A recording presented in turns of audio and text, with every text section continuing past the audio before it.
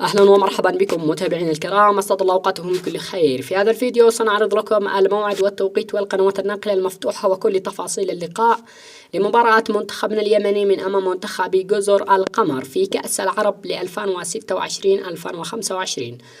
في الأدوار الإقصائية. تحديد المتأهل في هذه المباراة للمجموعات المنتخب اليمني أم جزر القمر. قبل أن نبدأ بالتفاصيل فضلا دعمنا بإعجاب بالفيديو واشتراك بالقناة وتفعيل الجرس ليصلك كل ما هو جديد. اكتب لنا توقعاتك للمباراة في الأسفل بالتعليقات، ولا تنسى الصلاة والسلام على محمد صلى الله عليه وسلم. وستقام المباراة هنالك على استاد حمد الكبير. أما بالنسبة عن القناة التي ستنقل المباراة ستكون منقولة عبر قناة المهرية اليمنية بتعليق سالم اليافعي وقناة الكويت الرياضية.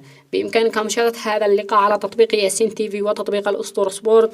وستنطلق المباراة بتاريخ الأربعاء 2025 شهر 11 يوم 26 في تمام الساعة 7 مساء بتوقيت اليمن والسعودية والعراق الأردن والبحرين، وفي تمام الساعة 8 مساء بتوقيت عمان والإمارات. بهذا نكون قد انتهينا من تفاصيل هذا اللقاء، ودمتم برعاية الله وحفظه.